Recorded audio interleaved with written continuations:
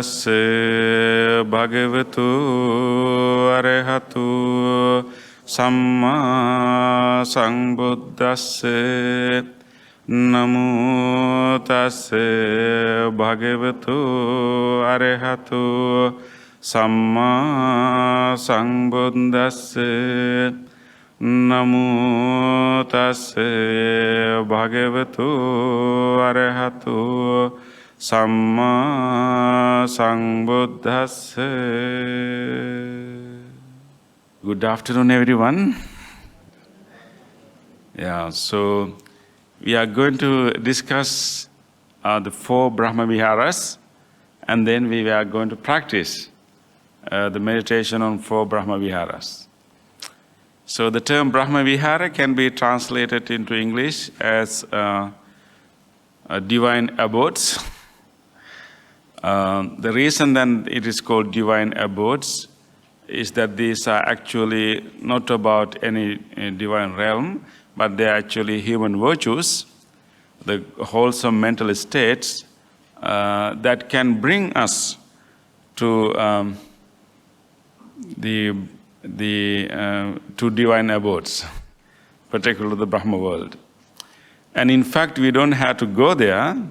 And if one is fully familiar with these wholesome mental states, if we train our mind to practice these wholesome states, even though we are in the human realm, we can live as if we are in the Brahma realm.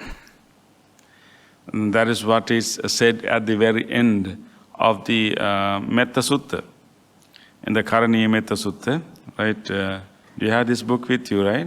Can you turn to Karaniya Metta Sutta?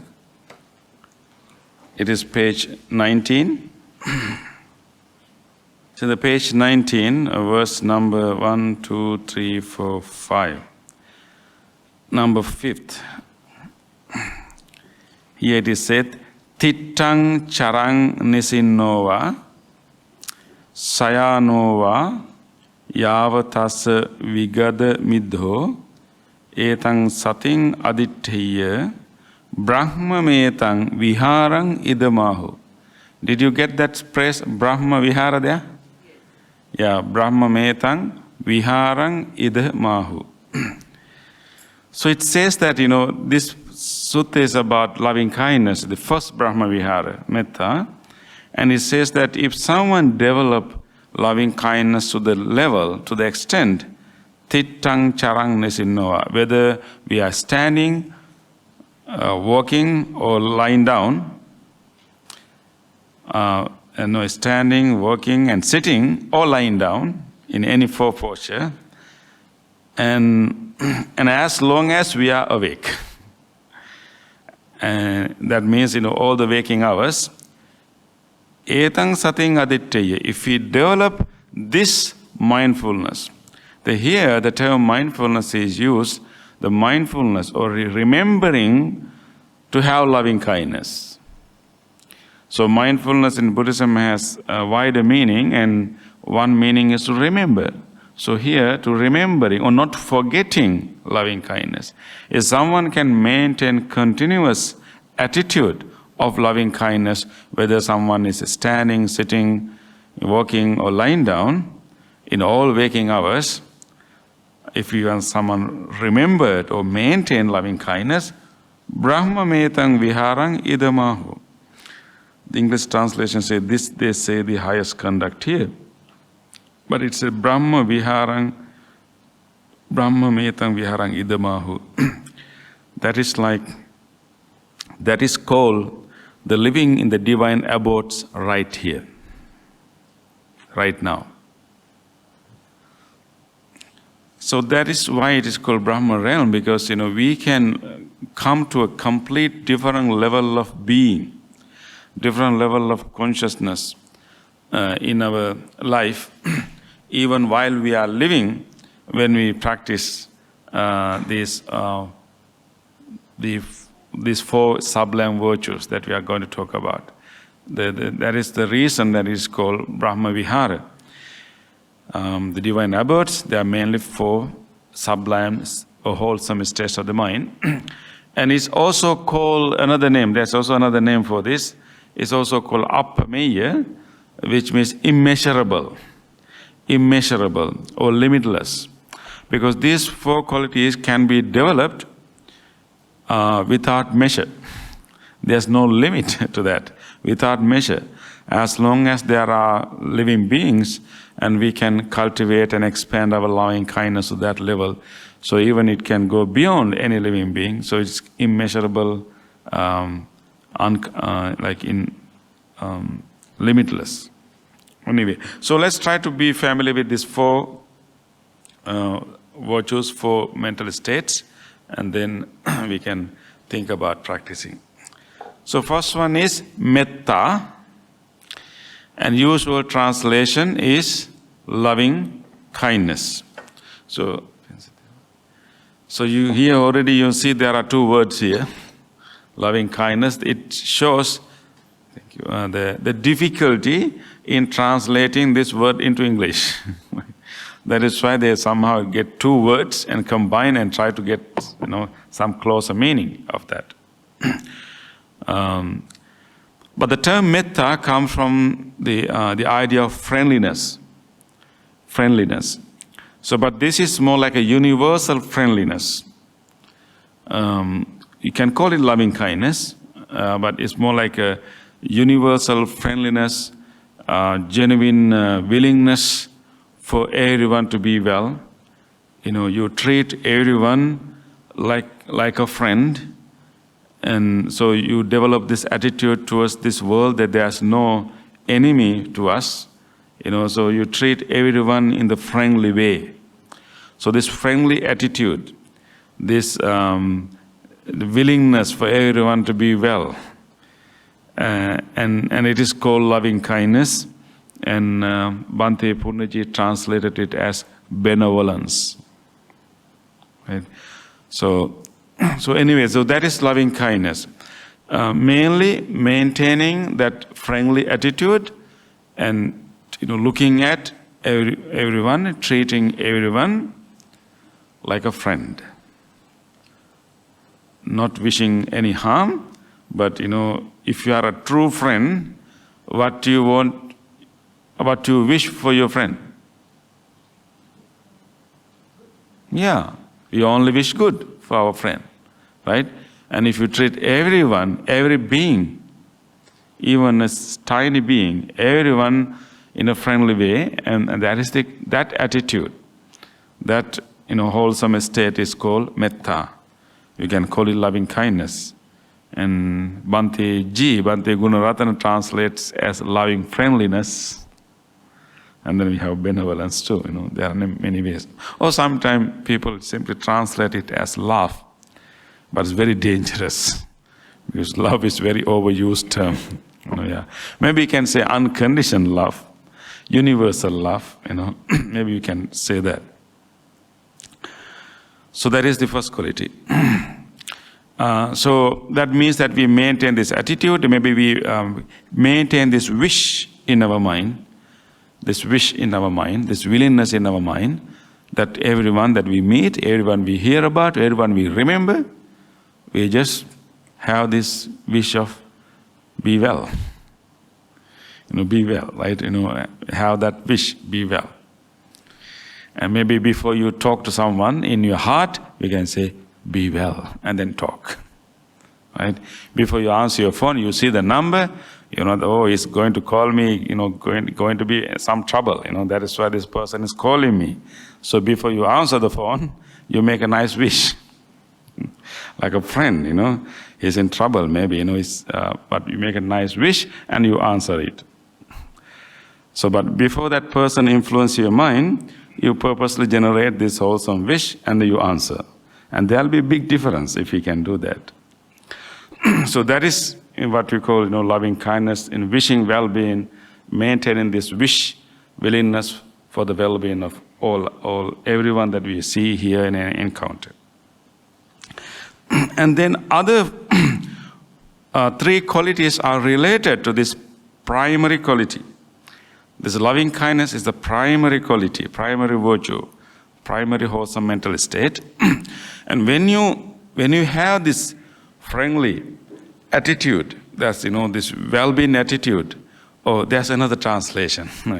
Achantanisaro translated as goodwill. Yeah. Sometimes too many translations can confuse you. So we have loving kindness, loving friendliness, benevolence, goodwill. But you get some general idea, right? General idea. So when we maintain this attitude, and you will meet different people, you hear about different people, and let's say you meet or you hear about a person who is going through a difficult time, who is suffering.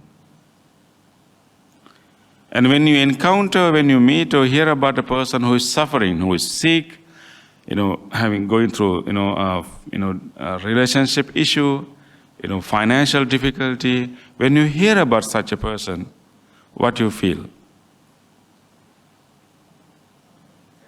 Yeah, you can say I feel sorry, yeah, but it's not really pity.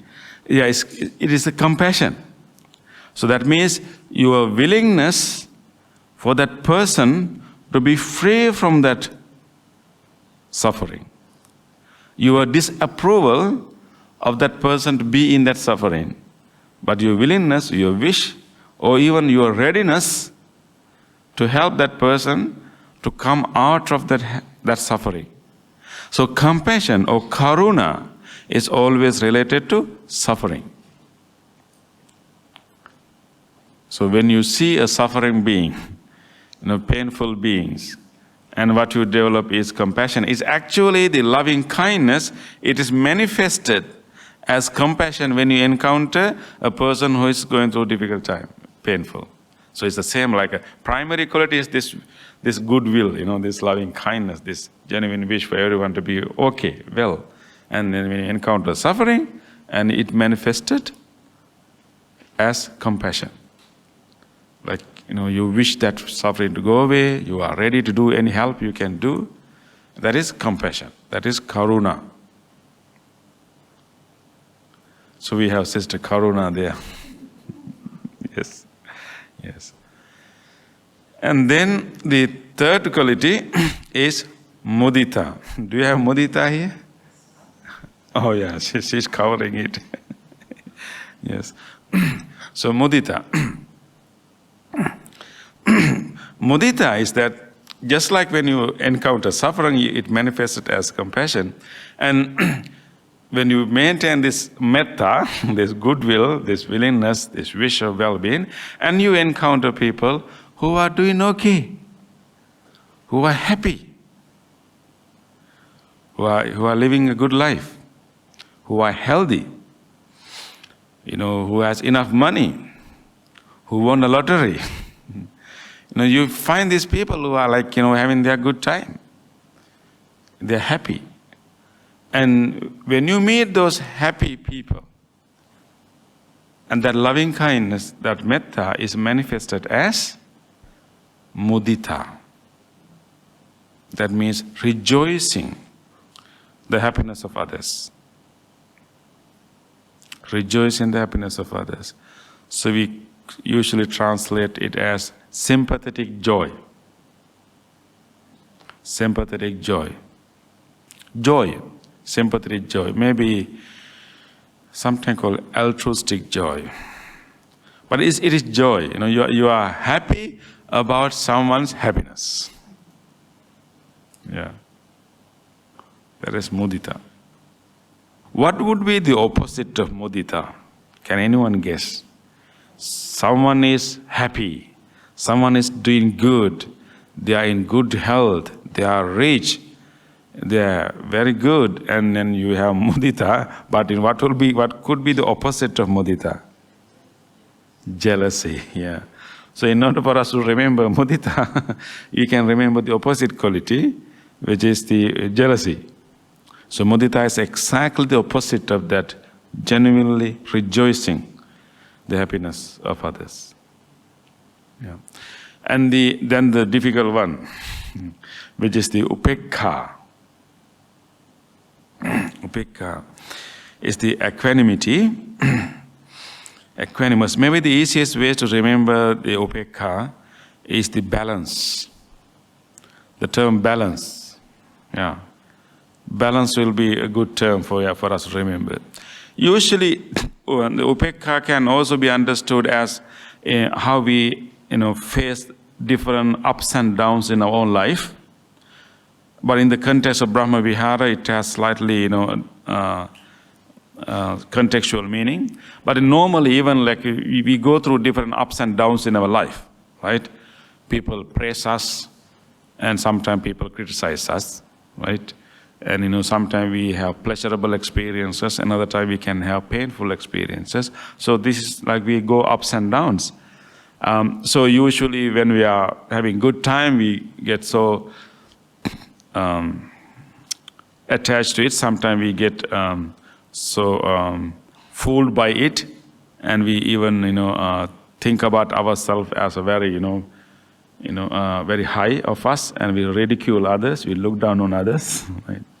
And when you are going through bad times, like a down, people, if someone praises you and you've developed your conceit, your arrogance, your pride, and you ridicule others, and when people blame us, we become so unhappy, so sad, and so depressed. And that is how usually we face this living conditions. But the using the wisdom that all the ups and downs are impermanent, they're not going to be there forever. Any praises, any appreciation is going to be there forever, so don't be fooled by them. Any criticism, blames are also not going to be there forever. And these people will change their attitude, and next time they'll come and say good about us. So don't be that sad or be depressed about it. So using the understanding of impermanence, using the wisdom, we try to maintain some kind of balance. You may get shocked a little bit at the beginning, but you may remember to come to the balanced state of the mind, and that is usually called upekkha in our normal life situation. But in this case, in the context of Brahma Vihara, with loving kindness, compassion, and sympathetic joy, upekkha is the equanimity that we maintain towards all living beings. It is actually impartiality. And the impartiality means that you will not become partial or biased to any group of beings. Not to your ethnicity, not to your country, and not to even to our species.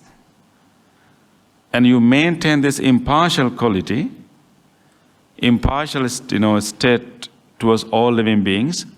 But at the same time, it's also about accepting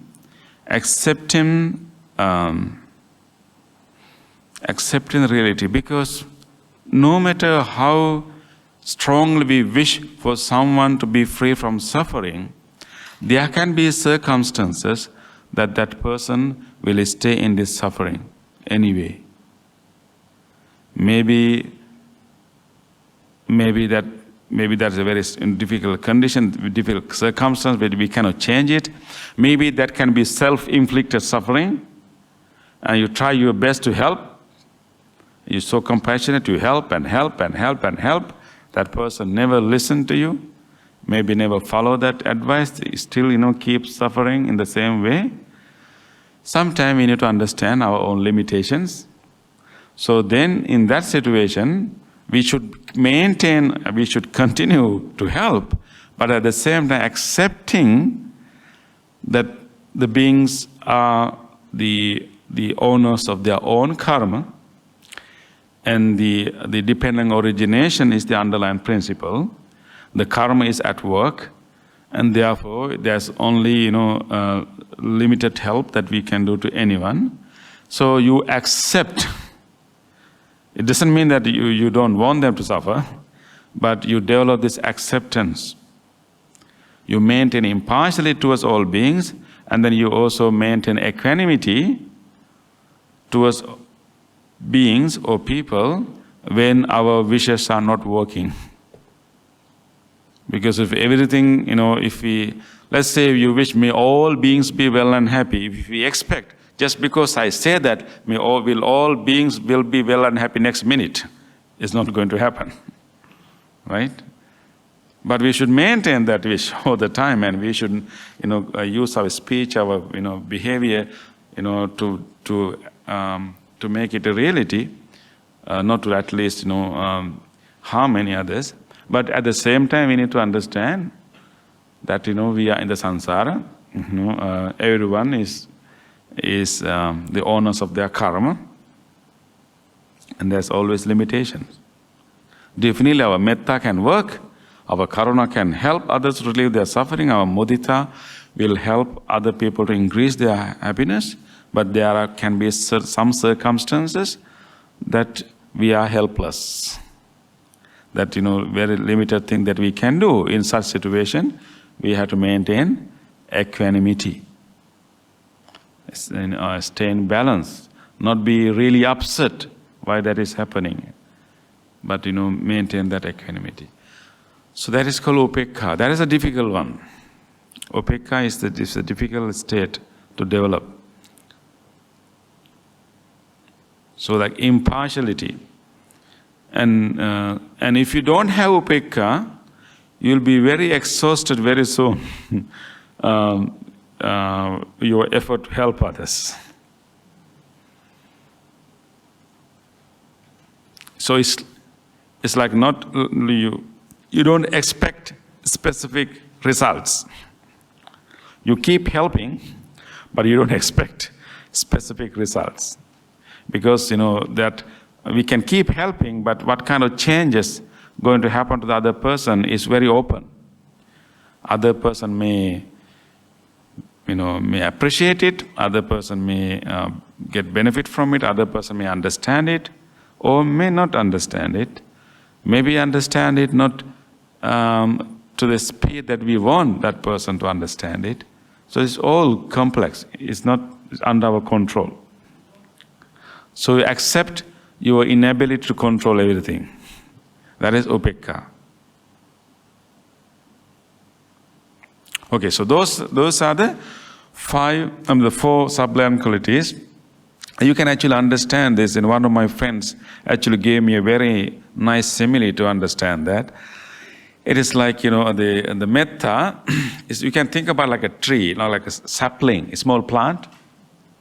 Metta is the plant, the energy of the plant. When the metta is growing up, it can have two leaves. So when you encounter suffering, you manifest your metta as compassion, karuna. And when you encounter happiness of others, you manifest it as mudita, so like two leaves coming to two directions in the plant. And upekha is what? Can anyone guess? Is the root that is going down that keep us stable, even though our wishes may not work. Upekha is related to understanding, wisdom.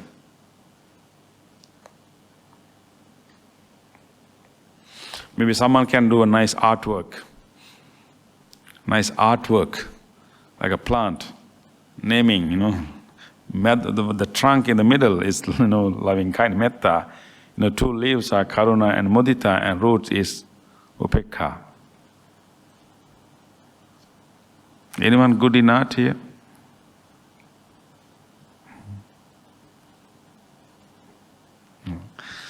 Okay, so those are the four Brahma Viharas. So usually when we practice meditation, we practice loving kindness meditation, metta meditation.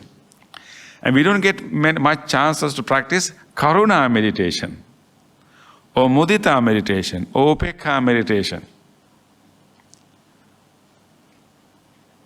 Because metta meditation is the primary one, but we can actually also direct our mind to practice karuna meditation and mudita meditation and also upekha meditation. And but we can try it today. Okay. So before we start our practice, maybe we can have some, questions and discussions. Anyone would like to ask any questions or more clarification? Bhante, can we use universal friendliness for the metta as a term? Yes. Okay. Yes. Thank you. Welcome. Okay, if there are no questions, maybe we can do some practice. Okay. So, metta meditation, we will generate wholesome wish, this wish of well-being towards all living beings. And then after we practice metta meditation for some time, and then we will shift to karuna meditation, which is similar, but in the karuna meditation, we focus on the suffering that people are going through. So we focus on suffering people who are sick, the people we start with people who you know, and then we go beyond that after that. So you wish everyone to be free from suffering, and that is karuna meditation.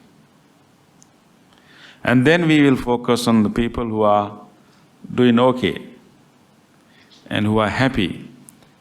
And then we wish them to continue their happiness and even to increase their happiness and to be blessed with, more happiness, long life. So we will be wishing those things in mudita meditation.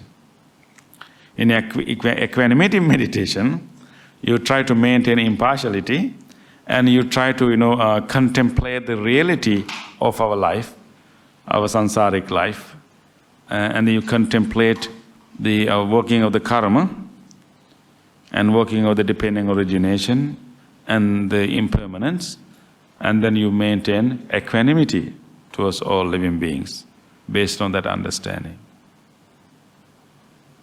Okay, so this is what we are going to do. Okay? So I'd like to start meditation with some standing posture. So I will invite you to stand up for a moment. So this is the training time, so we will purposely generate these wholesome wishes in our mind. So the Brahma Vihara meditation is quite different from the other normal meditation that we do, usually breathing meditation or walking meditation, where we try to maintain undivided attention or observing our breath, observing our body. We try to diminish our thoughts. That is what we try to do in our breathing meditation or walking meditation. But in Brahma Vihara meditation, we are not going to stop our thoughts. Instead, we are going to generate thoughts. Don't be afraid of thoughts. Meditation is not only about quietening the mind. It's not only about removing the thoughts. You can remove if they are bad, if they are unwholesome. So wholesome thoughts we can cultivate, we can generate. So this meditation is actually not emptying the mind. This meditation is about filling the mind.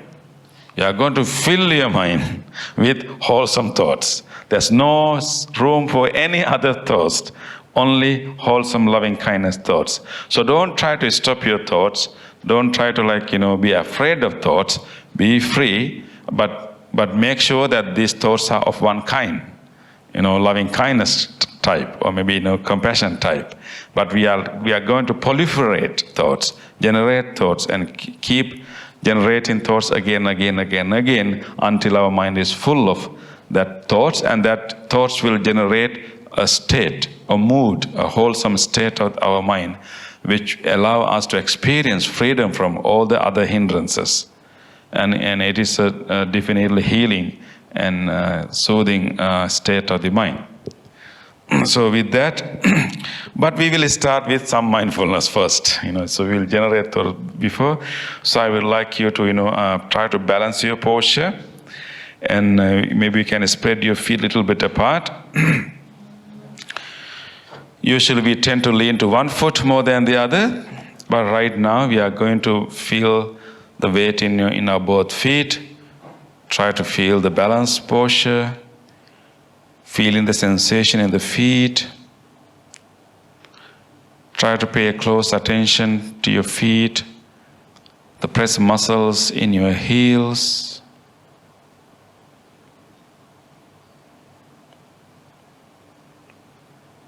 And try to see what are the areas in the front part of your feet that are touching the ground, the floor right now. And even pay a close attention to see whether you feel any of your toes touching the floor now.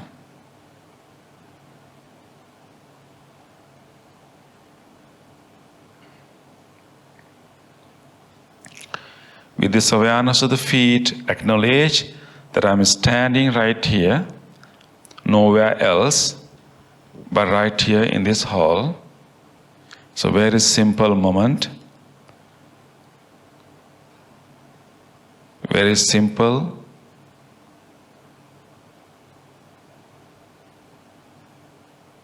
And then you can enhance your awareness of your body by bringing your attention to the upper part of the body. Try to feel whatever clothes you can feel in the upper part of your body. You can feel your shoulders. And any other area you can feel some tightness.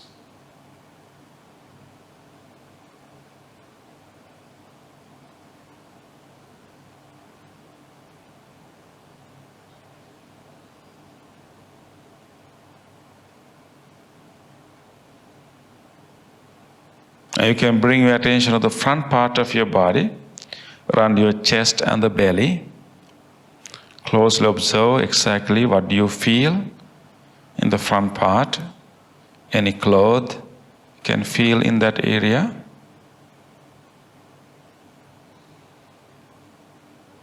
Or any subtle changes they can feel in that area.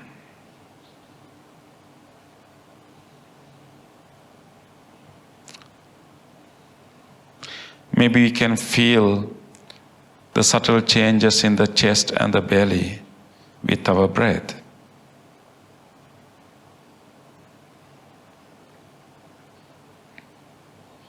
And notice that subtle changing happening now. And just fully open to that, feel it.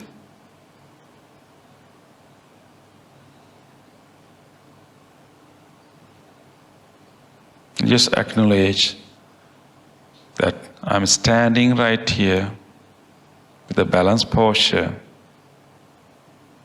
These changes are happening in the body. This is all happening right now.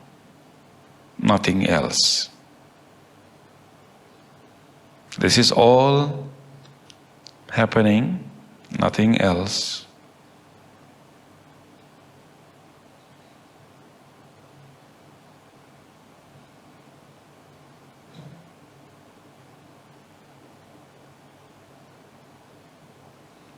Let us just be with our body.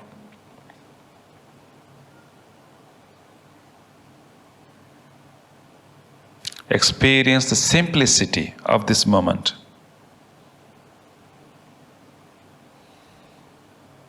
Very simple, very subtle, very light. Just the body, moving, changing, feeling.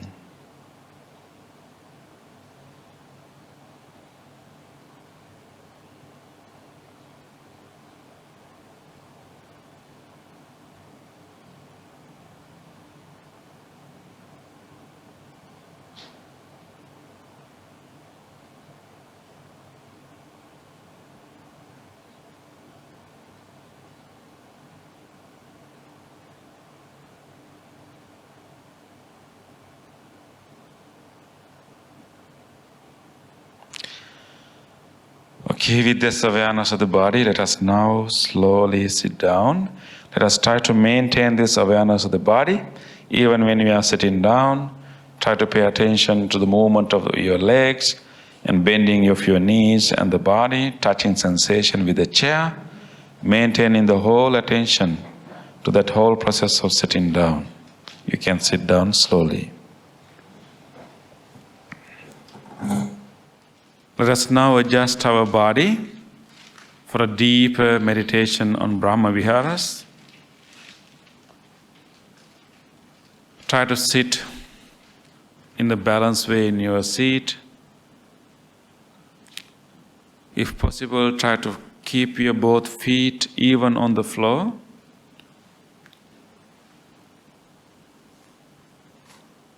And let us maintain an upright upper body, but without making it tight or rigid. Just drop your shoulders from the sides. Don't hold them tight, but simply drop them nicely from the side.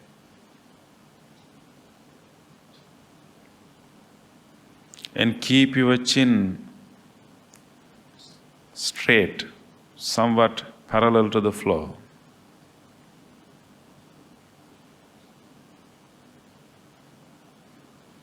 With this nice posture, let us be with our body. Let us prepare our mind for deeper meditation of the Brahma Viharas. The most sublime states of the mind, the highest wholesome qualities of the mind. We will now gradually guide our mind to experience these most sublime, the most wholesome qualities. This is the best time for that. The environment is supportive.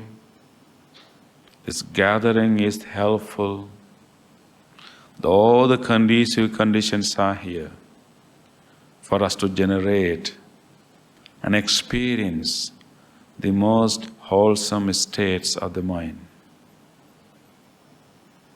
Metta, Karuna, Mudita, Upekha.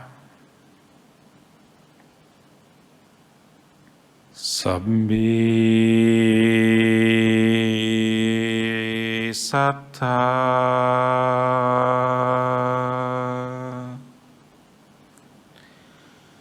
bhavantu sukhi tattha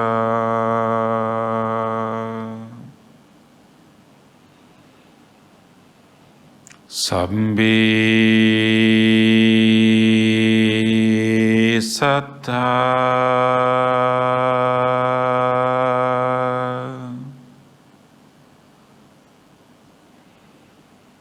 bhavantu sukhi tattha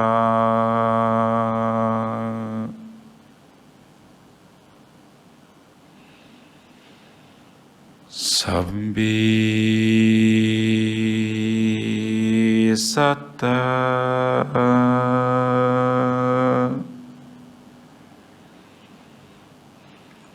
bhavantu sukhi tattha.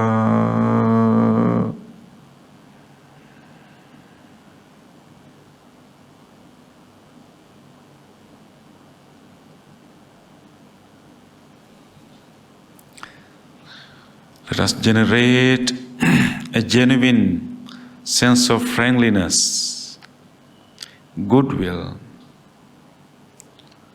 a wish of well-being to all beings. First of all, let us start with the people that we know.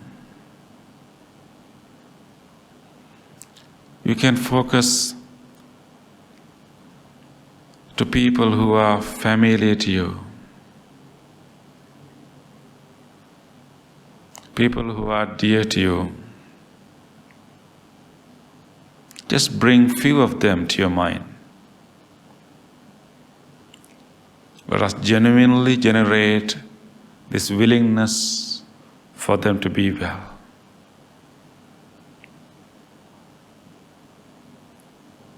May they be well.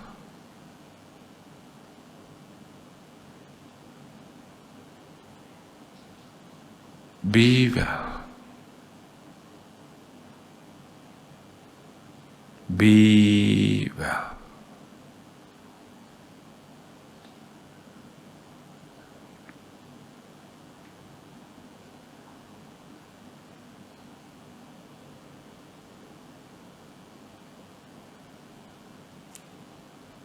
Let us expand this wish beyond the people that we know.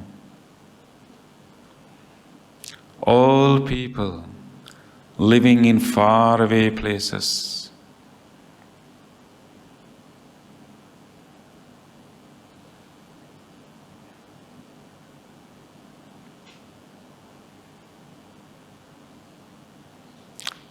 Let us wish all the people living in the direction of our front right now. Who are the people sitting just in front of you, in front of us right now, and near and far? All these people living in this direction right now, from here all the way to faraway places. May they all be well.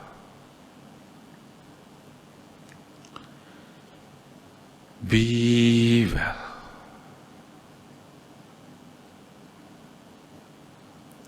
Be well.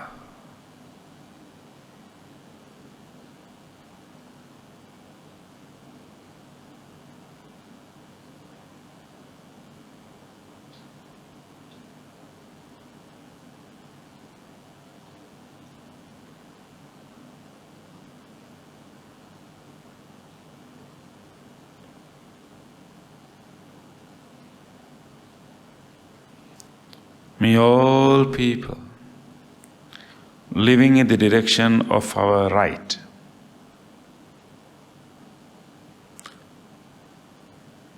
whoever the people living in this direction right now, near and far, be well. Be well. Be well.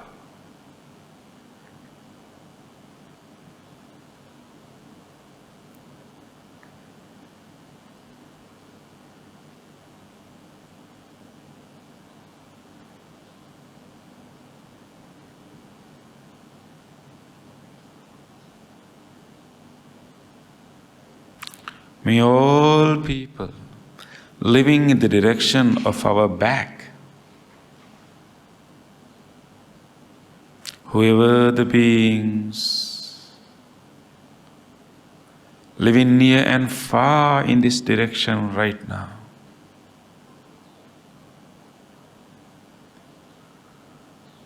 be well. Be well. Be well.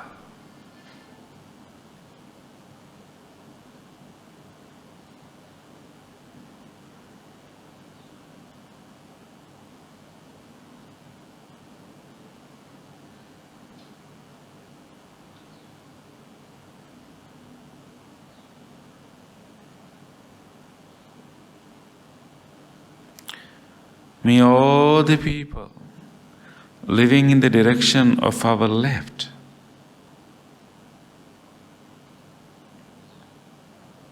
in the immediate neighborhood in this direction and faraway places in this direction, may all people living in this direction of our left be well. Be well. Be well.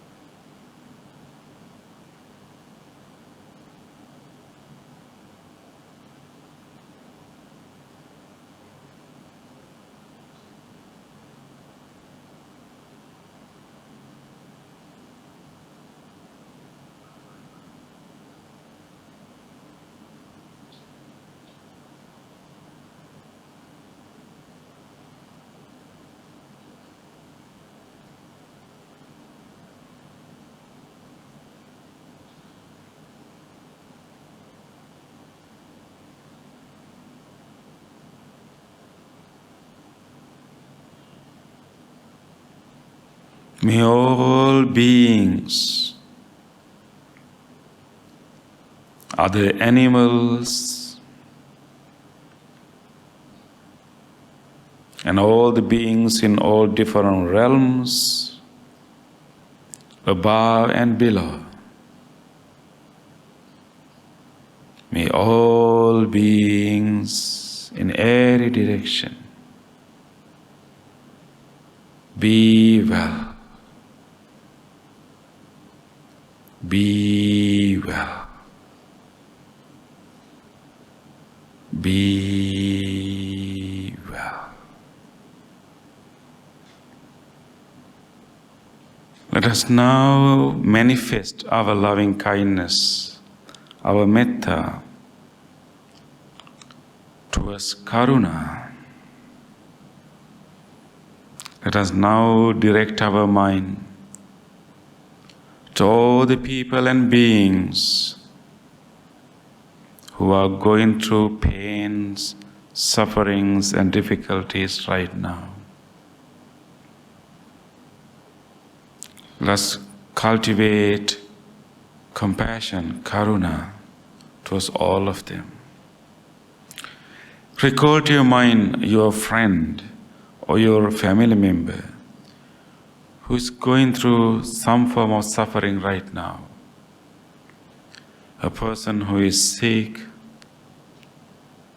a person who is going through financial difficulty,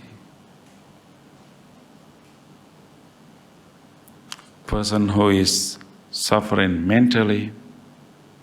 Just recall to your mind whoever person that you know who is going through suffering right now.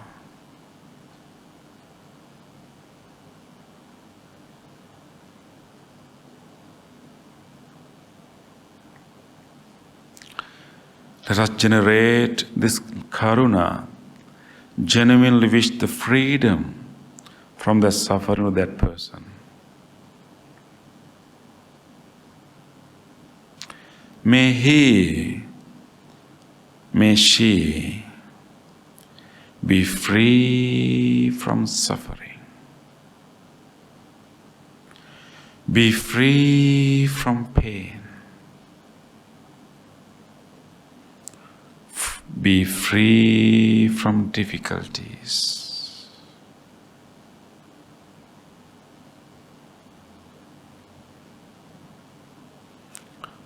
Let us now expand this karuna to large group of people. Bring to your mind any person or any group of people who may be going through pains, difficulties, suffering right now.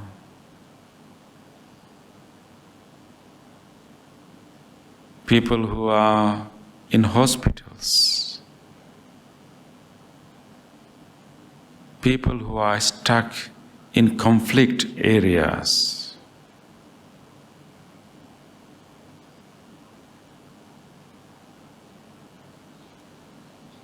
May they all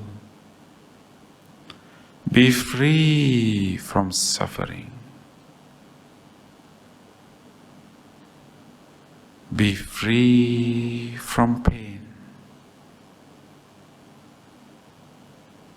Be free from difficulties.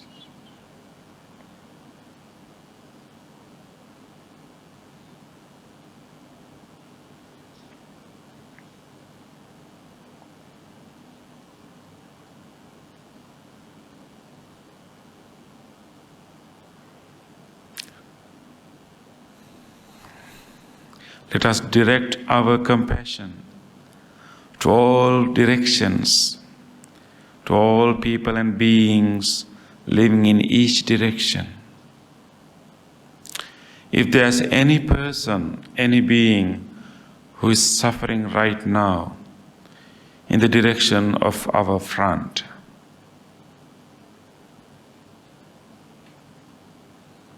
may all people, all beings who are suffering right now in the direction of our front, near and far, Be free from suffering. Be free from pain. Be free from difficulties.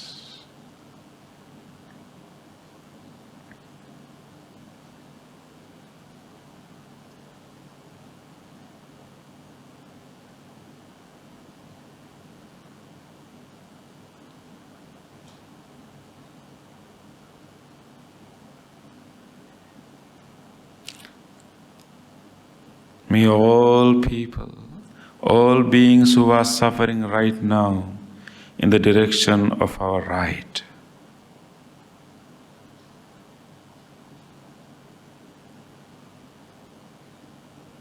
suffering through physical ailments, suffering due to problems in the family and workplace,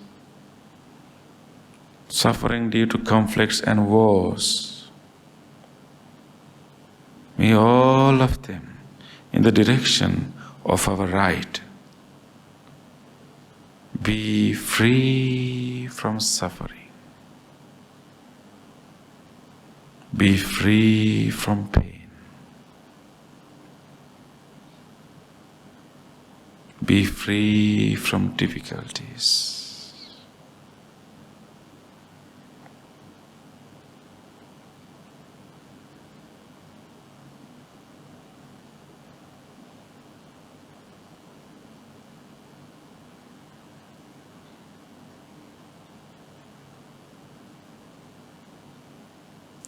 May all people, all beings who are suffering right now in the direction of our back,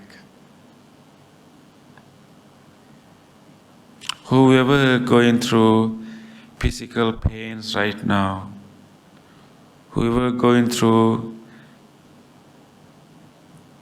ailments and diseases right now, whoever receiving treatments for their diseases right now, may all of them in the direction of our back be free from suffering, be free from pain,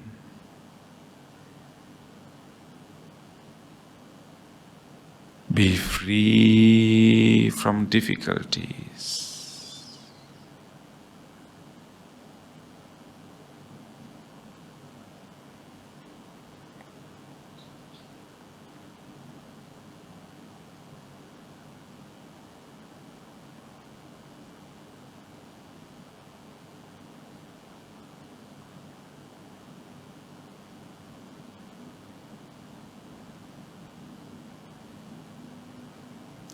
Let us direct this karuna to the direction of our left. Whoever the beings, people going through various forms of suffering right now in the direction of our left. People who are going through a lot of emotional pains right now. People who are suffering from losses and breaking of relationships right now. May all those people in the direction of our left be free from suffering, be free from pain,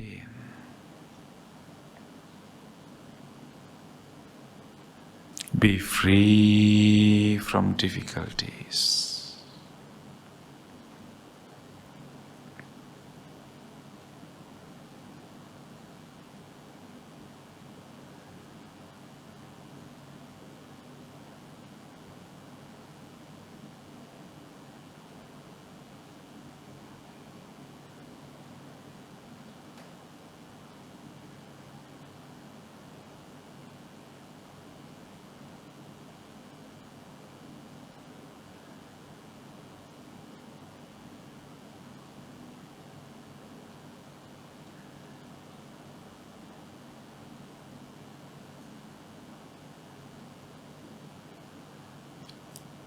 Let us now allow this wish to manifest as mudita, focusing on the happiness of others,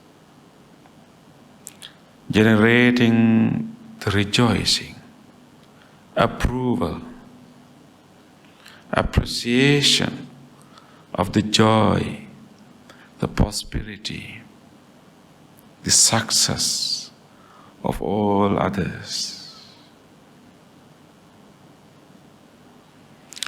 Let us recall to our mind a person who we know who is in very good health, who is joyful right now, who is quite successful right now. Recall to your mind a person that you know who is happy, joyful, successful.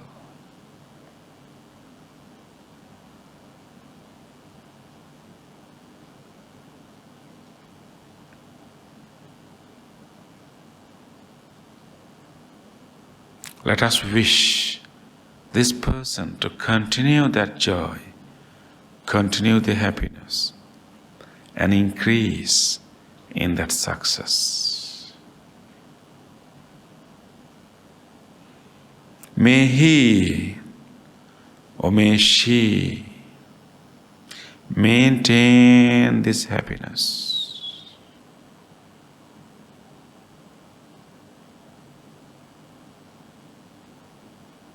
May he, may she be never separated from that joy.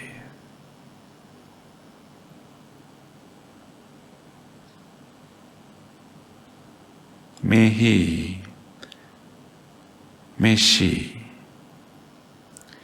grow in that success.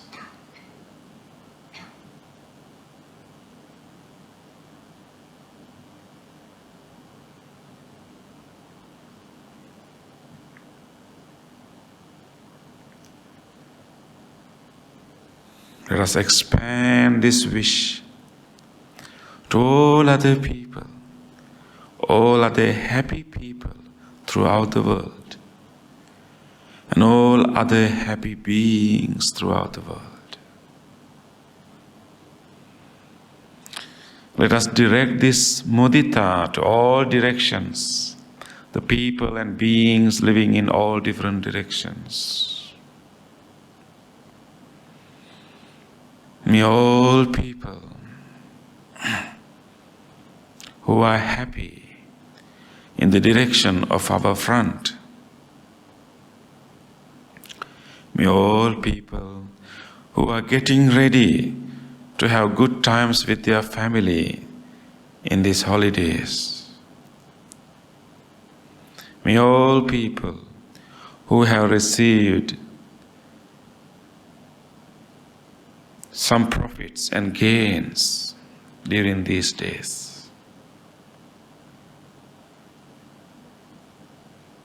may all people who are enjoying their good health these days, may all such happy people living in the direction of our front, may all of them continue their happiness.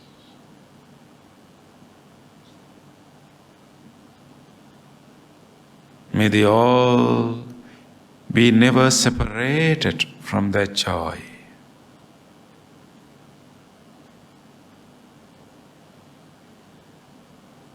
May they all grow in their success.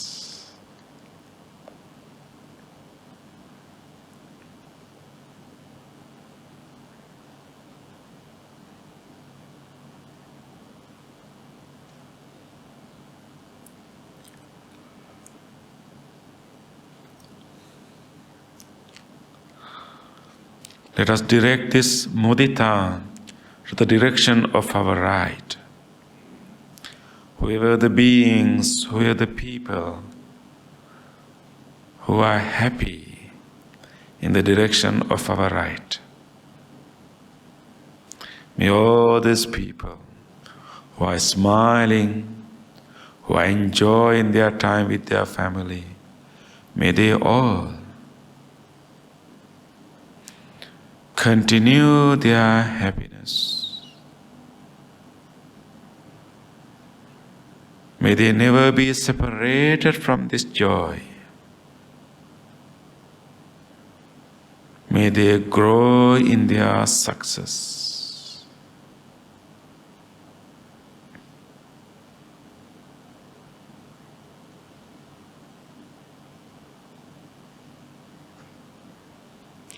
May all people, all beings living in the direction of our back, all the happy people, all the happy beings living in the direction of our back,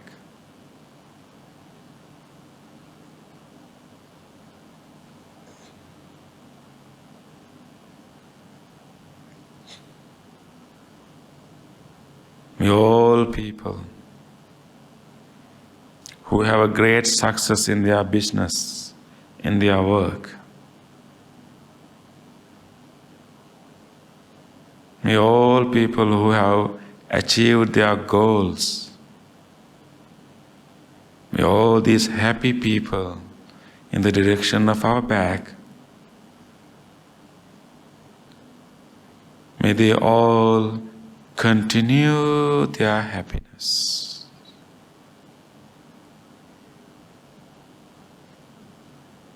May they never be separated from this joy. May they grow in their success.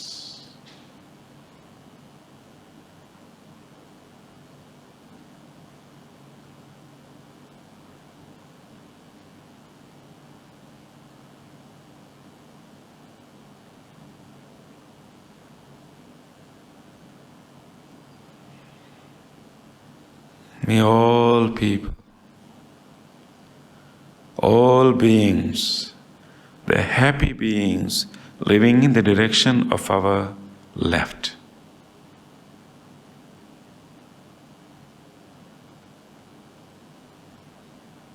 may all these happy people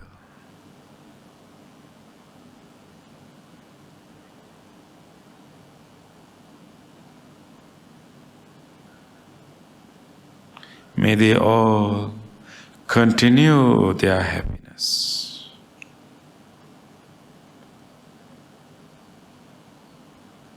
May they all be never separated from that joy.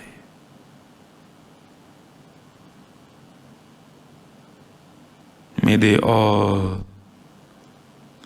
grow in their success.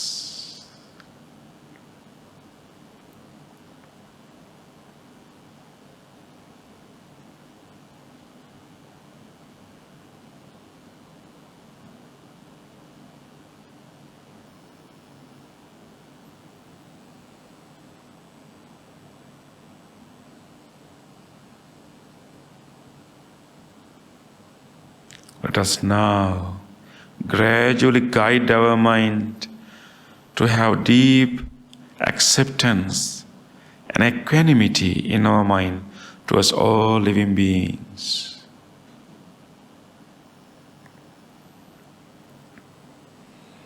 Impartial, balanced attitude to all the living beings.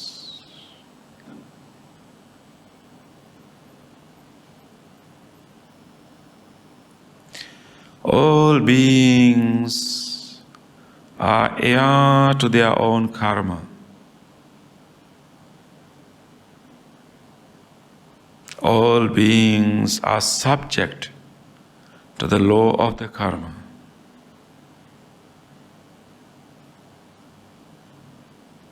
All beings experience impermanence.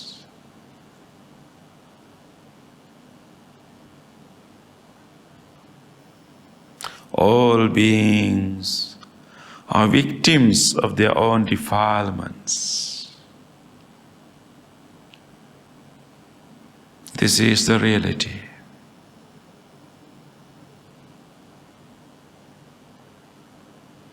Until we find the Dhamma, until we find spiritual teachers and friends, until we overcome our own defilements, we are all vulnerable to all forms of suffering.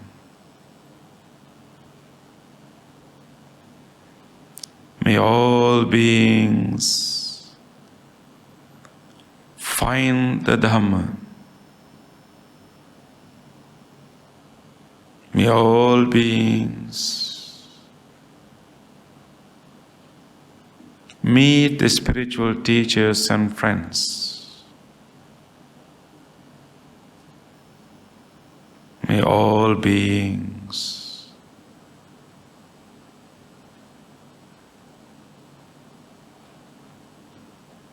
develop their wisdom.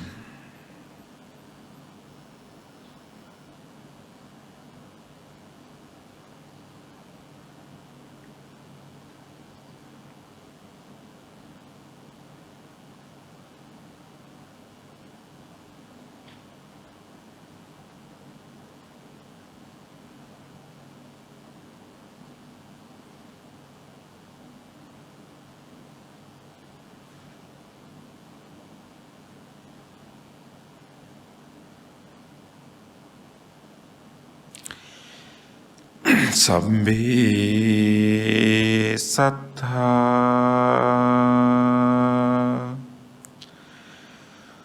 bhavantu sukhi tatta.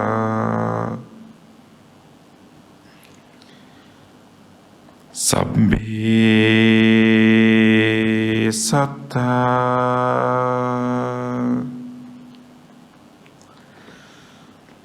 bhavantu sukhi tatta.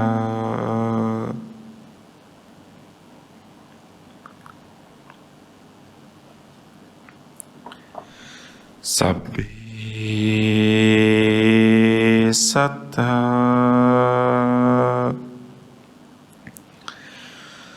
bhavantu sukhi tatta.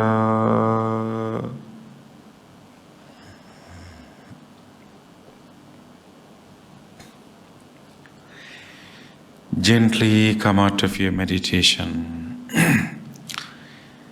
Gently put your palms together and place them against your chest. Let us take a moment to feel grateful for this opportunity to have Brahma Vihara meditations.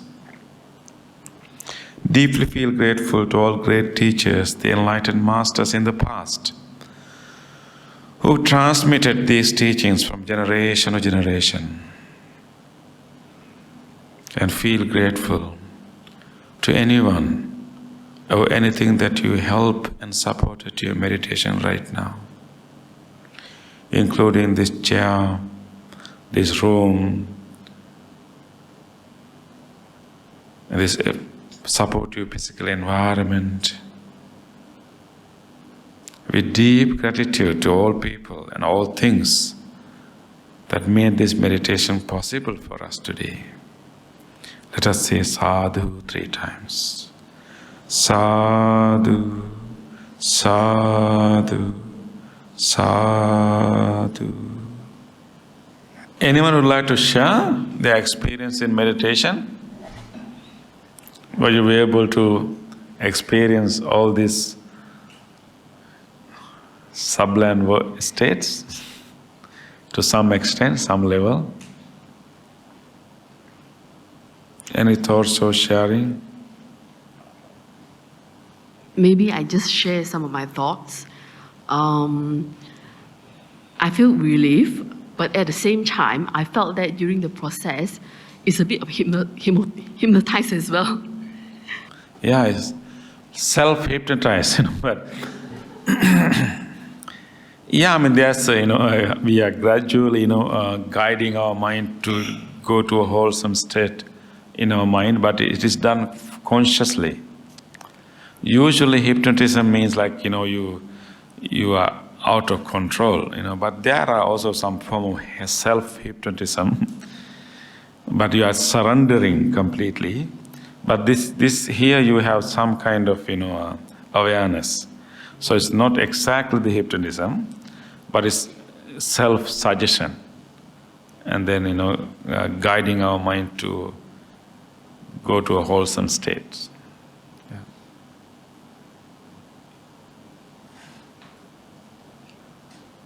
Yes. Bhante, do you have any recording, guided on this, where we can use it?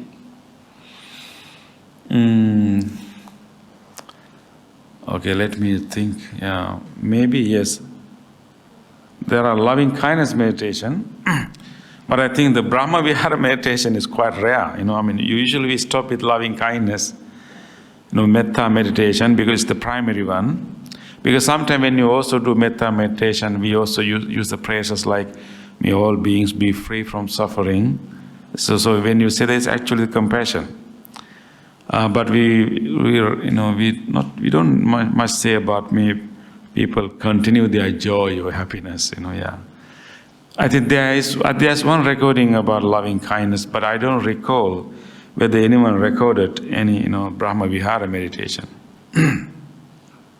Currently it's recorded here. Oh, okay, yeah. So I was wondering whether it can be shared. Yeah, maybe I will do another recording when my voice is better. Yeah, thank you. I have been practicing loving kindness meditation for the past 4 years. But for compassionate, sympathetic joy and equanimity, this is my very, very first time. Honestly speaking, I have my knee issue, I have my spine issue, which is quite painful. After going through what you have done to us, you have taught us, honestly speaking, the pain reduced. Thank you so much. Welcome, Thank you sister. so much. Yeah, welcome, sister. Definitely, loving kindness state of the mind is a healing state. We when you genuinely feel loving kindness, genuinely have that, friendliness, that goodwill, that, outpouring willingness for all beings to be well, and then when we have that state, it changes our whole physiology. It changes our neural function, changes our physiology. We bring our body into a healing mode. And if the more you are in loving kindness, the person who is benefiting the most is yourself, because you are in the healing mode. Yeah, definitely that helps. Yeah. But I think maybe we have done our loving kindness meditation on a regular basis. So with the understanding of the Brahma Vihara, maybe we can add. Maybe we can enhance our loving kindness meditation. Now we know that, so we make few wishes related to compassion, thinking about, the all different kinds of suffering that we people are going through. We think about all the people in the hospital. If you know some hospital nearby, you can think about everyone who's receiving treatments in this hospital today. May they find some, good treatment, and may they get proper care. May they be relieved from their physical ailments. So we can add, so there can be certain wishes that are directed to removing of suffering, wishing people to be free from suffering and pain. And you can add a few more wishes about people's, about happiness and joy and success of the people, and have few wishes for people to be continue in their happiness, be never separated from that happiness and grow in their success. And then maybe we can end the meditation with some reflections related to equanimity. So you can kind of enhance in our loving. We start with loving kindness, but at the end we add wishes related to being free for suffering, and wishes related to increasing happiness, and then some reflection on the equanimity. I have my colleague monk, and whenever he hear the sound of the ambulance, he will stop anything that he's doing. He will close his eyes and do a short chant, but mainly wishing that patient to be recovered. So we may be having a conversation, talking something, and if we hear the ambulance sound, the sound of the ambulance traveling, he will quickly stop and close his eyes and do this chant, wishing well-being. So the other part to our practice is actually not only, we have to have a regular, like a fully focused practice of, loving kindness at the Brahma Viharas. But, there can be so many opportunities for us when we are living our life, our day-to-day life. There can be so many opportunities for us to manifest one of these qualities, wishing, well-being. So you may pass an hospital when you drive. That's a good opportunity for you to make a wish, develop compassion. May all people in this hospital, may they find some release. May not be full recovery, who knows, but at least wish, may they feel some relief from their, physical ailments, and may they get proper care. Make that wish. Whenever you hear an ambulance, you can wish that. In the same way, when you see a nice car, for example, and you can wish mudita. We don't know whether we don't know whether they have earned it properly or not. But who knows? But let's make a good guess. Okay, so whoever riding a good car, they might have worked hard. Not everyone is working hard, but let's, for our own sake, not for their sake, but for our own sake, let's think about, they have worked hard, they have put, enough energy, they were disciplined, they didn't waste their money, therefore they have this good car. So you saw that good car, and you generate sympathetic joy. Actually, generating sympathetic joy is very important, because most of the time, most people are suffering. It is very rare that we encounter joyful, happy moments in people's life. Not common. I mean, not as often as suffering, right? So whenever I see a happy family, it's such a joy, because most of the time they are in trouble and quarreling and having some, disagreement.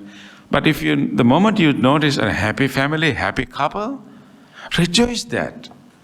It's not common, it's rare. So rejoice that and then wish, may they continue this happiness. May they continue this joy. It's very rare. So therefore, it's very important, and whenever you encounter any happiness or joy, even, success in other people's life, just rejoice that. Because, the life is hard, full of problems and suffering and troubles. So it's such a blessing that if anyone is having good time, so we should, rejoice it and wish more happiness to them. And that will definitely make you happy. Yes. Yes, sister, can you come? Sukihantu, Bhante. Sukihantu. Bhante, actually, metta, the four vihara, is actually very practical. For example, if you go to the hospital for your appointments, and you're sitting there waiting like everybody for the doctor, you can see a lot of people suffering. They are there because they are sick, they want to see a doctor, right? So we could do the metta meditation at that point for ourselves, because you're also not well, and for the people who are suffering together with you. In the hospital, there are so many people. And at the same time, you can see people leaving the hospital. They're taking their medication, and then they're walking out the door. I used to think going to the hospital is a very boring thing. I don't know what else to do. I'll bring a book and read. But these days, I don't bring a book. I just watch the people. And as I watch, I found that there's so much of opportunity to use the metta meditation. First, you can do it for the sick.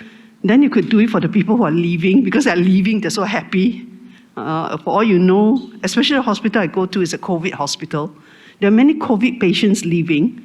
So, you know, you don't know how many are dying, but they are leaving. So there's joy in that. And then at the same time, you can see accident cases coming in. The people are suffering. The people that send them, you know, are suffering. And the nurses and the doctors, not enough, you know. The panic, the medical team, they're also worried, not enough of equipments and all that. So there are lots and lots of opportunity. That's one. The other thing is that every day in the news, you could see like stray dogs and cats being killed. These days, they don't catch. They see the dogs and they will just shoot. If they catch, they put it in a place, the dogs will suffer more because there's not enough food going around, people don't clean it, things like that. So when you read about it, you know we're not able to take them home. You can't bring all the pets home, you know, overpopulated. But you could do a meditation to say that, you know, you do a chant to say that, may they find good and loving homes. They had a very bad home, but now may they have a good home. So I think it's one of the best that we could have, you see. Yeah. Then funerals, when you go to the funeral, most of the time we go to the funeral, we chat. If somebody we know, and then we talk. Sometimes we talk about the person who died, the good things that he does and all that. But if we sit and just watch the people, you can see the different groups of people, the people who are suffering, who are really crying, grieving. It's like they are not really in the Dharma, so they are grieving, really grieving. And then there are people who are like very happy about the person dying, you know, because they're waiting for the things that he's leaving behind. So you could watch, and then you could also give the metta during that period. So, Bhante, thank you very much. Yeah, I find it very meaningful in the daily life. Even in the bus, when you're taking the bus or taking the LRT, you find the elderly people, they have difficulty in walking. They're very slow. The bus closes or the LRT closes if no one helps them. Yeah. And then you could find people stealing things, you know, robbing people in the LRT. and you feel sad for them. Why do they have to resort to stealing? You know, there's something wrong in their life, you know. And then being grateful that you don't have to do what they're doing.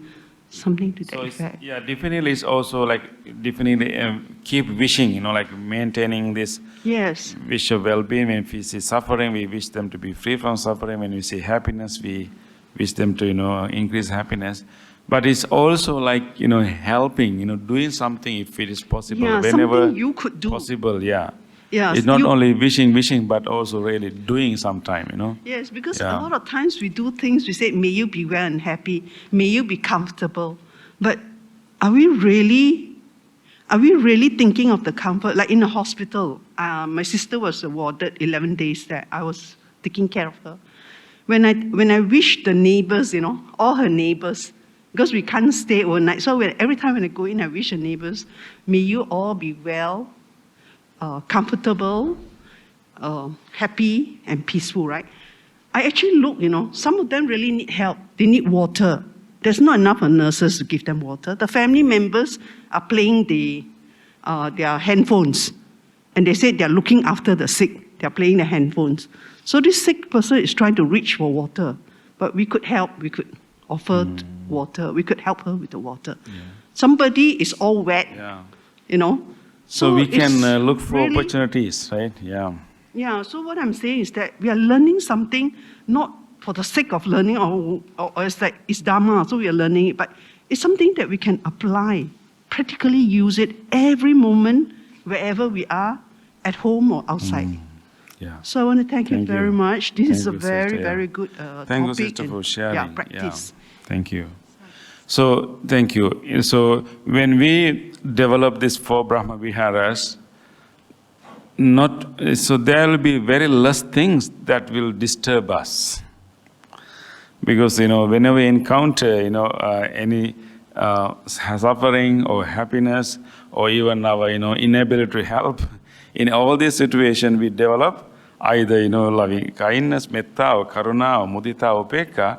So not many things can disturb us because all these situations are simply giving us opportunity to develop one of the wholesome states of the mind.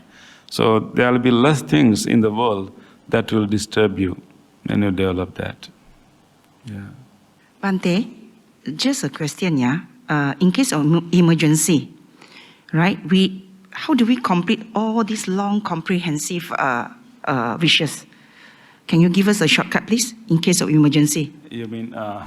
To help Okay. the other party. Thank you very much. Do you mean that like as regular practice or the? Yeah. In the when you say someone, you don't have to make all these wishes. If it is a moment of suffering, just make a wish that may this person be free from suffering. May you get enough help, care to be relieved from that suffering. So if it is a happy moment, may this person maintain this joy. May he find more opportunity to increase this joy. Yeah. Yes. For my case, right, I mean in my daily life, if I see someone that need help or they are suffering, right, when I see them, I will feel, the feelings of sympathy or loving kindness or compassion will arise automatically. But my challenge is when during meditations, right, metta, the Brahma Vihara meditations, I can't really generate that kind of feelings, If I say, may you be well and happy, it kind of like robotic. Yeah, robotic, it's just, and then I feel bored on, I cannot continue on because I do not have that kind of feelings. Yeah, that's my challenge, yeah. Thank you, sister. That's very practical, thing. So whenever we practice loving kindness or other meditation, when we think about, like even I say that, think about the people all living in the direction of your front, in the direction of your back. Sometime, we don't have clear idea of them. But we can start with specifics, and that's why I also encourage you to think about someone who knows who's going through painful, difficult times. So you know the person, and you have concrete example, and you wish. So when we practice meditation, we can start with specific people, and the people that we really know, and then genuinely wishing well-being, and then ultimately we want to make it universal. So when we want to make it universal, it is not as emotionally what is called emotionally strong than the people that we know. So we should start with the specific people, then we can generate that feeling. But at the end, we want to dissipate it. We want to make it quite calm. So because in the meditation we want to develop the wholesome state, not because those wholesome states also can be tainted by other concerns, other emotions. So it's a wholesome emotion, but it has to be something very stable, because sometimes when you see a suffering person, like really physically painful, things are. And then we really feel very sorry. We are emotionally involved. We really want to help. But if you go to the extreme, maybe if you do a little bit more, and it's emotionally heavy, it's burdensome, and we will get very tired very easily. So therefore, in the meditation, we will start with some emotion and energy, but we want to make that energy loose, in making it universal. So sometimes it sounds like very abstract, doesn't have the same feeling. That is why we should start with specific examples and generate the energy, emotion, energy that is real, compassion, real loving kindness, but it's too energetic to have a wholesome state of the mind. So, but we start with that. And sometimes we even ask people to visualize a baby. You visualize a baby right in front of you, a crying baby, and and then it's emotionally really we are involved in that. But if you maintain that state, that's not the best wholesome state of the mind. So you can imagine a smiling baby, and then generate that feeling. But then ultimately we want to spread that energy. We want to I would say that energy has to be balanced. So that is why when we expand it universally, it may not have that kind of emotional energy as we are really seeing the person, but it is healthier. So it's healthy, it's okay. So we'll start with the specific and generate the energy, and then slowly balance, lower down the energy and make it universal. So when you make it universal, definitely it's always abstract. That's okay. Yeah.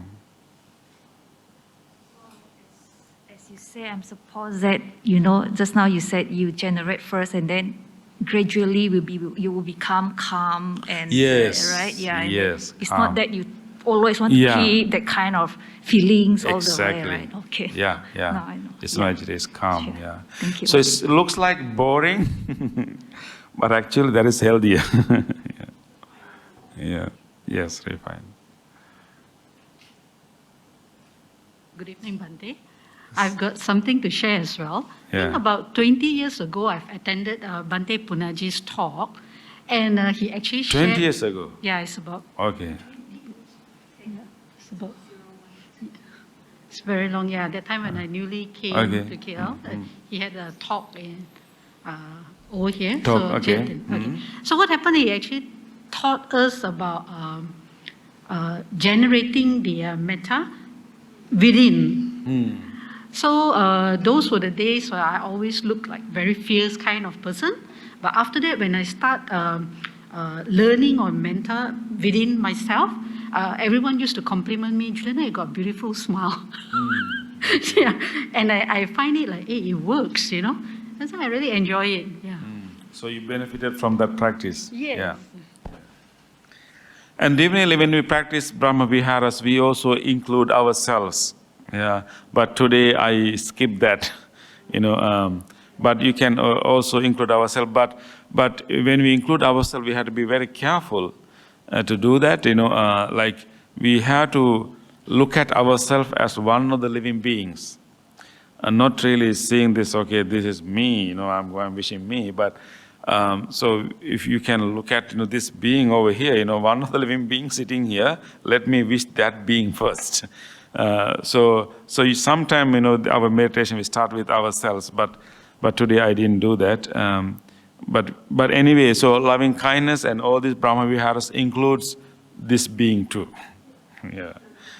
So wishing all these good wishes to this being is also good. But when you make that wish, we have to make sure that we get rid of this, idea of, the identity. Look at yourself as one of the living beings. Yeah. Yeah. And there are a lot of benefits definitely in loving kindness meditation, and one benefit is our countenance, our ambience, our appearance become pleasant, and that's one benefit. And also others may not feel threatened by us. So even animals will not be afraid or be attacked to us. And so there are many benefits, definitely, with loving kindness meditation. Yes, sister, yeah? Okay. This is related to what you mentioned just now. You say that when we do the metta meditation, no one will disturb us, right? I beg to differ. I was in the hospital looking after somebody for night shift, a few nights. I think it was my third night or fourth night. And I was pretty tired.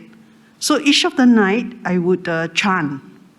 And when I do the chanting and do the metta radiation and the chanting, the patient will sleep very comfortably, even snoring in the pain, right? Even snoring. But there was one night, and I was very tired, and after chanting until about 2 a.m., I fell asleep in the chair. My chanting book fell on the floor, I fell asleep. Then I felt something very heavy on my body, very painful. My hips here, my thighs here, very painful, my arms very painful. And then I woke up. So I thought, I dreamt something. So I thought I better go to the toilet and wash my face and continue chanting. So I went to the toilet. When I was in the toilet, I found blue blacks on my 2 arms and on my thighs. But I did not fall down from the chair. I did not hit anything. I've been in the hospital for a couple of days, bathing, everything in the hospital. So I was telling myself what is going on. So I said, okay, never mind. I go back and chant. But like I said, I was already very tired because I was taking care of the patient before hospital and during the hospital time. So I chant, and then I fell asleep again, another time. And the whole thing repeated. It came back. So for the rest of the night, I didn't sleep. I just continued chanting until morning. Then I found out that in the metta chant, I found out that halfway through, I was also being pinched. So I decided not to chant metta. I chant itipiso. And you know what happened to me? Yes. I was joyful because there was no more pain, no blue blacks. The blue black took a few days to go off, So it was quite bad. went away by themselves. The pain, the pinching that I felt went off. Otherwise, I cannot stop. That means I cannot stop chanting. I must chant. Whether it's a metta or whatever, I must chant. But when I chant the metta up to a certain level, I think too many nights and do whatever, it also gets into a little bit of boredom. So I fell asleep. The moment I fell asleep, I feel the pinching start again. So when I go to the toilet, I don't immediately go to the toilet, but when I go to the toilet, I find that my legs, my arms are all black. It's like somebody pinching you all black, it's black spots. So I cannot stop chanting. I have to chant, I have to continue to chant until the morning. Until the light comes, then I fall asleep, it's fine. But I have to continue to chant.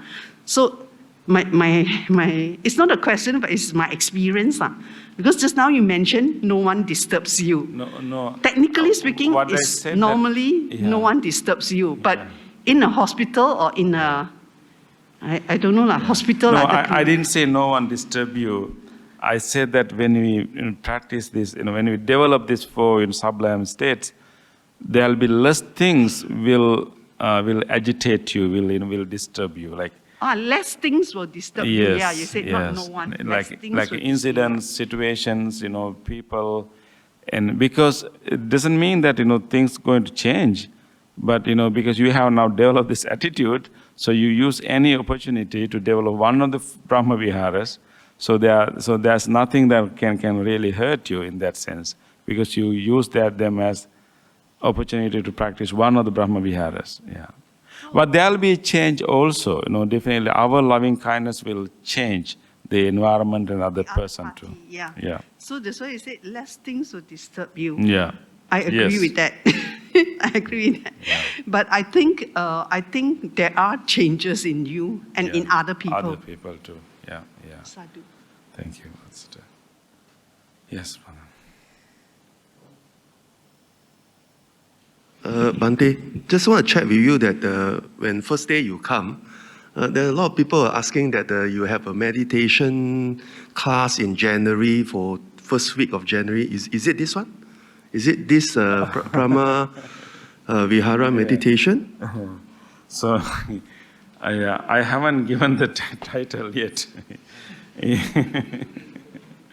Yeah. Usually when I come, I do 2 meditation retreats.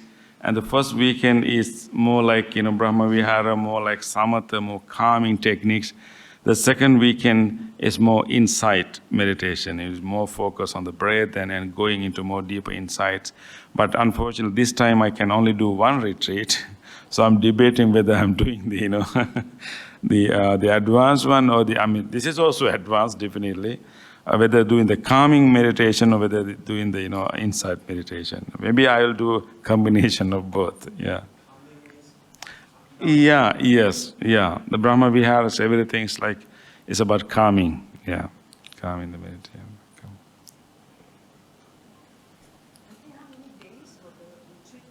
Weekend, Saturday and Sunday,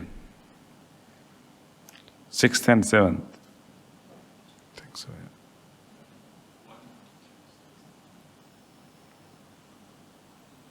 Just now, you're mentioning that we start with metta. Okay, I seldom do metta, but anyway, we started with metta, then we send healings to those in suffering, healing energy, under the compassions, and then we send the joy energy to those. No, you start with metta, and maybe towards the end you add few wishes that is something to do with like wishing people to be free from suffering, pains, and difficulties. Okay.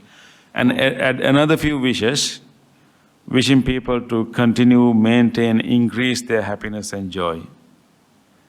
And then end the meditation with some contemplation that everyone is, heir to their own karma, and everyone is under the law of impermanence and the imperfect nature of the samsara. That will help you to develop equanimity.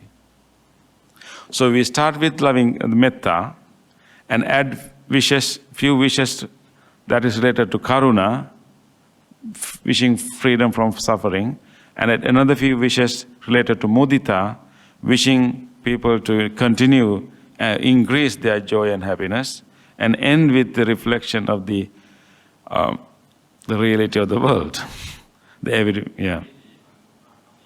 Anatta and dukkha, would that be the equanimity part? The last one, yeah, and then the contemplating that all beings are subject to their own karma, heir to their own karma. We cannot fully change anyone's karma. You contemplate that, and everyone is under the law of the impermanence. People grow old and die. We can't change that, right? So we contemplate that, and then by doing this contemplation, you develop the equanimity. Need to contemplate about others, but because this insight, we should contemplate on ourselves that this is karma, this is anicca that I'm facing instead of. It's because it's a Brahma Vihara meditation. Yes, in Brahma Vihara meditation, you are wishing well-being to others, or you end with equanimity. Yeah, equanimity, but this equanimity is object of equanimity is others in that context. Yes. Ooh. Okay. Yeah, but you can also practice equanimity in other way too. But if you are practicing Brahma Vihara meditation, others. Yes, I mean developing equanimity towards others. Because my thought of equanimity is that we should not have attachment to whatever results that what we have been doing. Because subject to karma of that person have to go through. What we can do is we just sending that thoughts, that wishes, and let it go. Because when we attach to the wishes, that is another I is created. Yeah, in the Brahma Vihara meditation, you don't aim to get rid of the I. Yes. Okay, thank you. Yes. Yeah. You accept the provisional I, and you accept there are beings, at least provisionally, so you're wishing them well-being. You are in one different level when you practice, Brahma Vihara. Because, so it's a gradual path, so that is why we need to, respect each other, so there's one, we can have deeper contemplation in our inside meditation, contemplating that ultimately there are not fixed beings, But there are beings we need to respect and be compassionate to each other at the provisional level. And although there's not permanent beings, but there are processes, provisionally there are beings. You cannot go around and ignore them. Yeah. So the Brahma Vihara meditation belongs to samatha form of meditation, which is very important. But in that level, you accept some reality of the conventional level. Yeah. Yeah. This is part of samatha. But it's the reverse. It's a reverse of. I mean, no reverse. Samantha it's not reverse. It's a step towards the insight. We cannot artificially go to insight. We can talk about it, we can argue that there's no person, there are no people, but that's simply intellectual. So the samatha is the step towards insight. Because it will be very difficult if we keep on continuing doing this, for me, okay, to eradicate the I. Let's say even someone who developed deep insight and realized the selflessness, when they come out, they'll be full of compassion. They'll be full of compassion that many beings are under the ignorance of ego, under the ignorance of I. You'll be fully compassionate. And so you still have the compassion. And so you are compassionate to whom? But can I clarify one thing, Bhante? Yeah. If not mistaken, when our Siddhartha Gautama attained enlightenment, his first motive is actually not to teach until appealed by Sakadeva. So in that sense, he has eradicated all the defilements, the ego, the name, the namarupas, everything. So basically, probably because he finds that it's hard to teach. So when you say just now is like the compassion, he was not ready to teach. Not really. He wants to be Pachika Buddha. No, he was not a Pacheka Buddha. Yeah. Actually, of course, he was ready to teach. He had a concern. That means he understood the difficulty. The whole motive for him to renounce his life, his comfortable life, and then find solution is not only to get rid of his own suffering. That was not his motive. His motive is to help all living beings. So therefore, once he achieved enlightenment, definitely he want to help all other beings. But he understood the difficulty. So it's good that he understood it, and then he has a hesitant. And so in the story we said, he was invited. But let's imagine that no one invited him. But I believe that he will still go and teach. Definitely. Thank you, Bhante. Welcome. Yeah. Otherwise, maybe, because, in the deeper insight meditation, when we deeply understand selflessness, we also understand there's no distinction between me and the others. So it's not about really saving ourselves, so to speak, and the moment you get rid of, the moment we have some insights into selflessness, and automatically, our expression is compassion. So it's compassion, so at the level, so I'm saying that we are shifting from, we are shifting to different realities. Yeah, and although ultimate reality is something that is, we don't find things and people, but we function in the conventional reality. But even, what really ultimately exists is the 5 aggregates. But these aggregates continue to grow. each set of aggregates is unique from each other. We don't have all the same, it's the same 5 categories, but each one's category of sankhara, category of sanya is different from each other. So there's some reality to each person. As long as the craving and grasping is working, it is producing a being. But being is not permanent, but it's keep producing, reproducing again and again until that process of reproduction is stopped. So until then, there is this being produced again and again. We have to be compassionate to those beings, including ourselves. I'm a bit confused about the upekkha. When we are practicing in the meditation, mudita is something that we generate. We think of something and we generate it. The feeling, then the feeling would come, right? But upekkha, when that feeling comes, we are neither happy nor unhappy, because we know for a fact that we created the condition to bring it to that level. But upekkha is, I thought it was a feeling, but now it's more like another thought-provoking session. Actually, no, it's more like understanding. It's more like acceptance.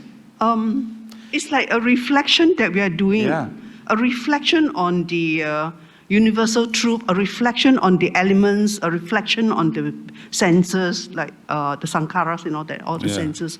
So it's actually like thinking about the Dhamma. Yeah.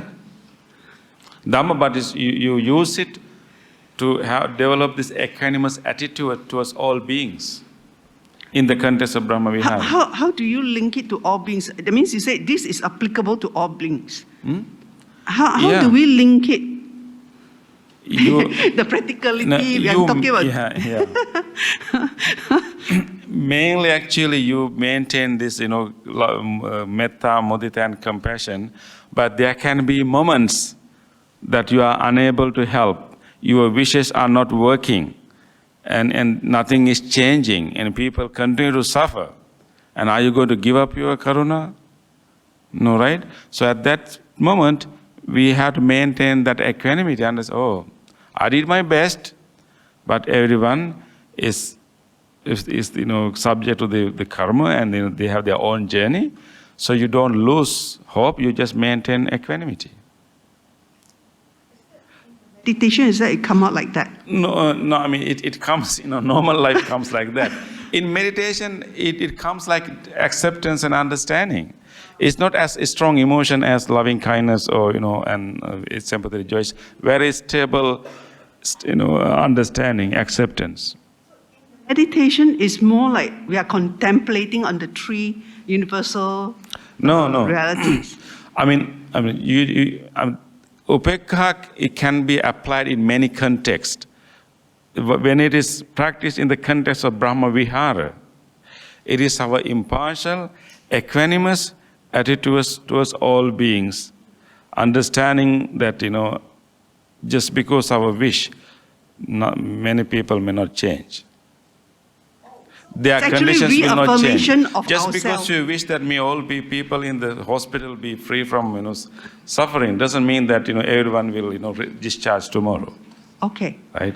So therefore you have to develop the equanimity too. Right. You wish, you do your best, but there are laws, there are limitations. You develop the acceptance. So it's actually for ourselves. There is a self now. All 4 is for ourselves. But we just use others as an object. Because loving kindness is generated in your heart, not in them. Karuna and mudita are all generated in your heart. You just use them to generate these things. And it's all generated in here, not in them. Okay. Is So we use the presence of them to help you. Yes, something to chew on from that aspect. Yeah, thank you. Thank you, everyone. I think it's our session is going to be over. So let us take this time to again to share this goodness, and and even this sharing merits is also practice of loving kindness, practice of generosity. So we want to invite all others, whoever would like to rejoice in these good merits. And may all the beings, may all our departed relatives, our ancestors, and may all other divine beings, and all our great teachers in our life, may they all rejoice in this good deed. May they all rejoice in our wholesome practice of meditation. And may they all be well, happy, and peaceful. Idang mi ñātinang hotu sukhita hontu ñātayo. Idang mi ñātinang hotu sukhita hontu ñātayo. Idang mi ñātinang hotu sukhita hontu ñātayo.